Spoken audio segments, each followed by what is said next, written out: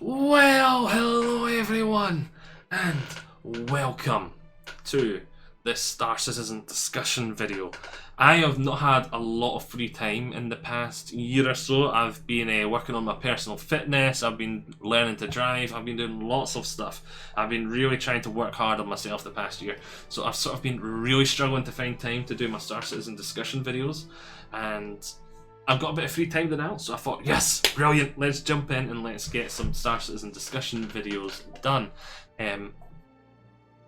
Because I really enjoy talking about Star Citizen. I really enjoy talking about Star Citizen. So I thought for the first one at the very least, we'll jump in and we'll talk about my own personal fleet. Because right now when I'm thinking about Star Citizen, I'm only thinking about one thing. Well, I'm thinking about the development, but I mean when I'm thinking about my personal stuff in Star Citizen, I'm only thinking about one thing, and that is my 5th ship. These 4 ships over here, I've not finished the CCUs on any of them apart from the Endeavour, my CCU chains, but they're pretty much locked into my mind what I'm definitely getting. I doubt I'll change my mind. I'm wanting those 4 ships.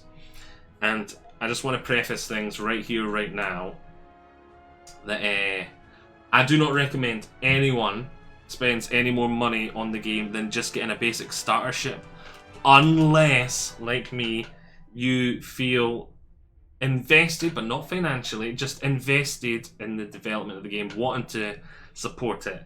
So every so often I'll chuck a 20 sheet into the game, £20, or I'll put that money aside for a sale coming up, and I'll just be like, yeah, I could, like, I'll just throw £20 at Star Citizen, I'll just throw £20 at Star Citizen, and it just builds up over time. Like, I'm not a rich man, so I do not buy, like, these ships, like, boom, £600 ship, mine. I don't do that at all. I slowly upgrade. I buy the CCUs when they're on sale and super cheap, so you get, like, them for half price kind of thing, and then just chain them together over time to slowly build up them. So I do not recommend anyone spend more than they need to or want to. I don't. Just want to preface that right here, right now, as I said. Buy the starter package. That's all you need. That's all you should ever need. And only,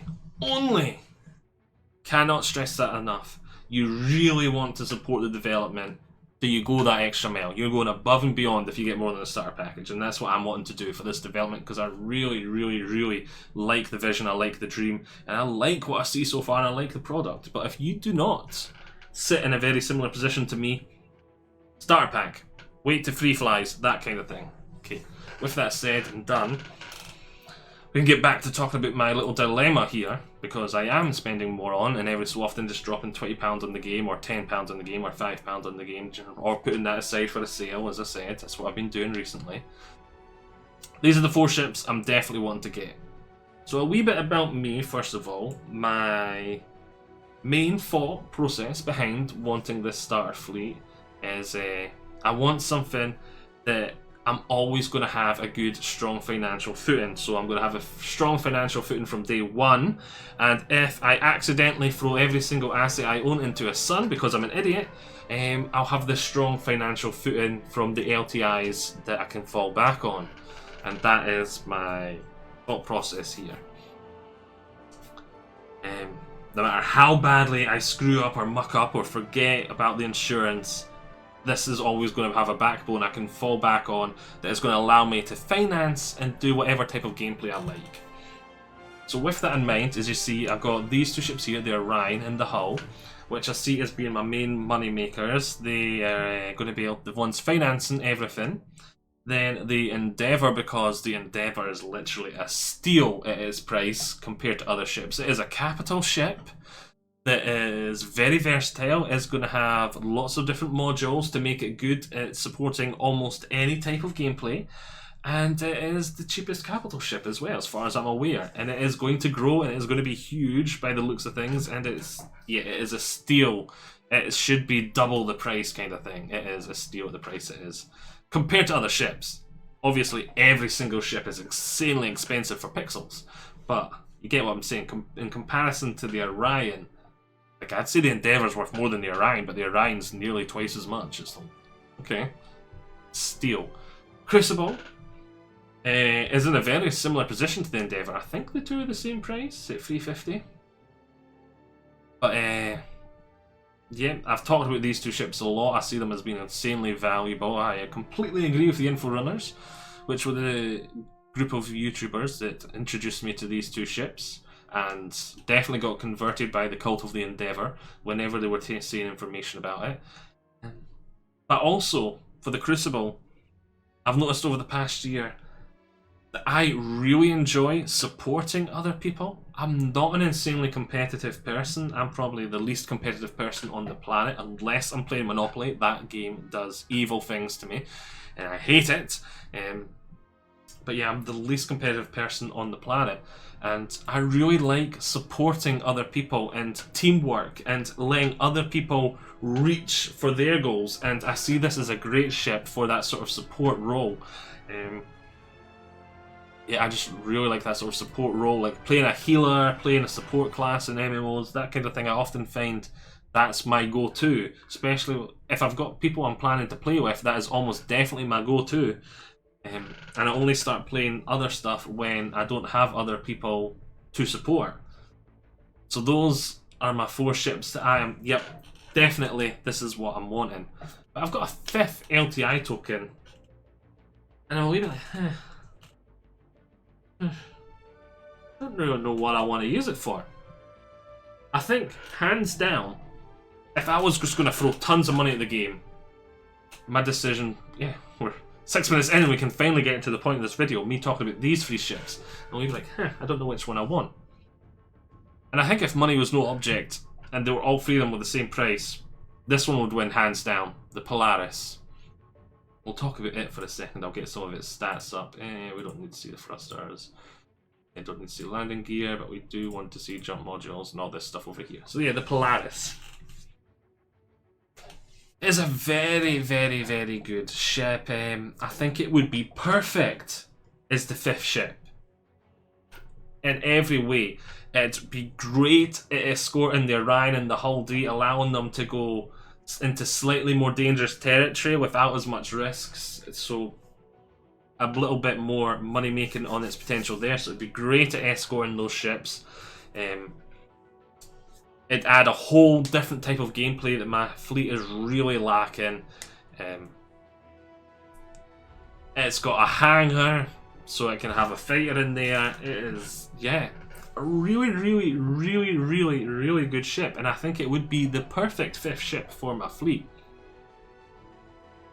Thing is, I'm not planning to spend that much on the game anytime soon. I think this ship, what is it, somewhere between $700 and $800 this one is?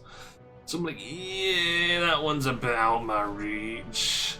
But who knows, it's the maybe one day, if I've finally finished off all my other CCU chains, I might start like keeping, because I'm just 5 are here, 10 are there, that adds up really quickly. So in 3 years time, I wouldn't be surprised if this is my 5th ship and I've got it and it's there and all my CCU chains are done. But as of this point in time, yeah, it's out my reach. It is a maybe one day, a probably not right now. Well, definitely not right now, but maybe one day.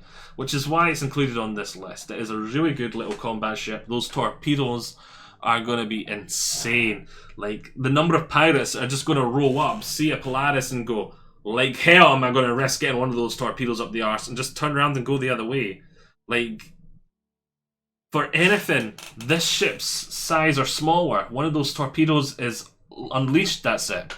If you don't have a way, if you don't manage to shoot it down, like those torpedoes are huge and powerful.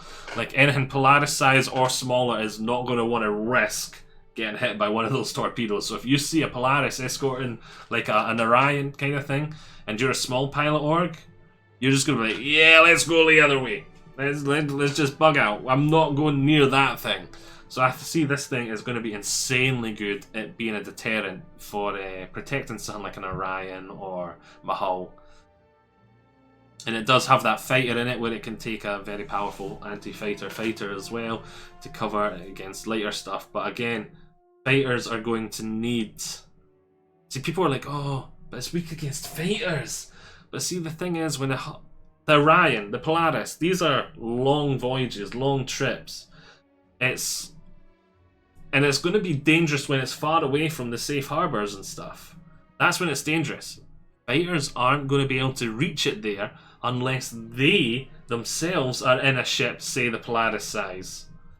So a fighter, like say it's a small pirate group that's kind of like, oh, send the fighters. The Polaris isn't great at killing the fighters. It's great for its big torpedoes. But then what's to stop the Polaris just going, the fighters came from, I don't know, let's say this Liberator over there.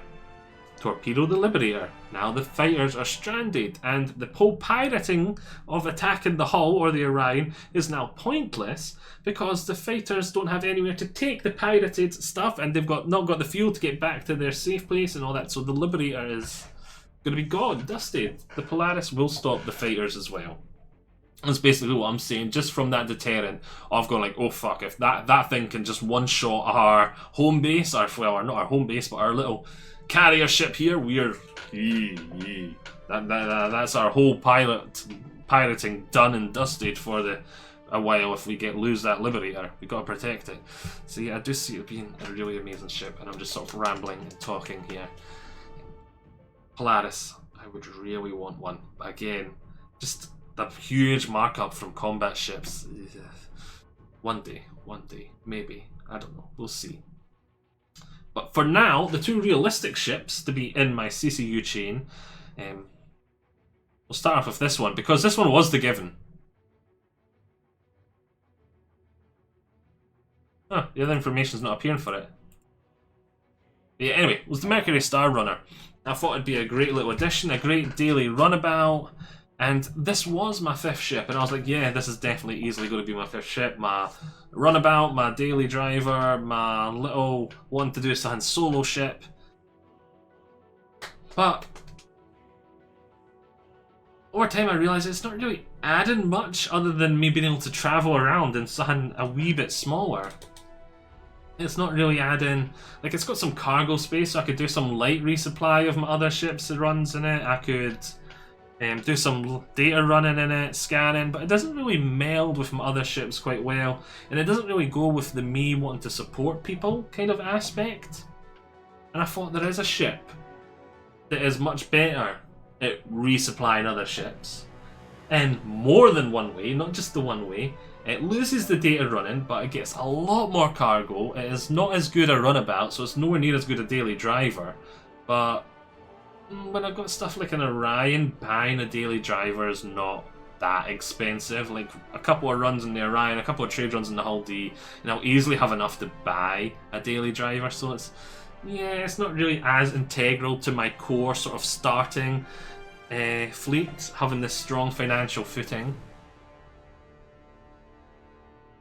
And that ship that I am talking about now is this one here. The Starfarer. Starfarer has a really good amount of cargo. It also can carry a ton of fuel. You see all these giant fuel tanks in the back, and it can resupply other ships with fuel. It can refuel other ships. Brilliant. It is obviously not as fast as the Mercury Star Runner. It'll be a lot slower to go around, but when it comes to resupplying the other ships, it is far superior. Like, out doing some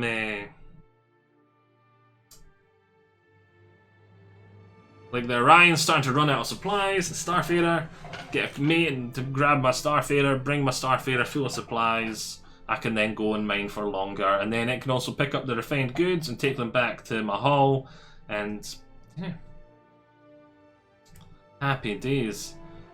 To get all these ships working together, I will obviously need like find quite a group of friends and an org or something, or who knows, but I think this ship, even if I was just in it solo, the ability to support other people, refuel them, bring them supplies and do that, it sort of suits quite well with me. It's sort of like the yin to the yang of the Crucible when it comes to supporting other people, whereas it's repairing them and that sort of stuff, this one is resupplying them and refueling them. So I know you could argue that salvage is the yin to the yang for the repair, but when it comes to supporting people, the supplies are kind of, and this repair are kind of like the yin and the yang when it's just talking about repair. So yeah, there's my sort of wee dilemma there.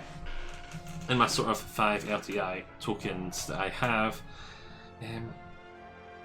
For the Polaris, who knows? Maybe one day I'll decide that if I unlock this, if I don't get the Polaris, maybe I'll pick up instead I'll pick up another LTI, so then I can have both of those like that, and I'll go to 6 ships.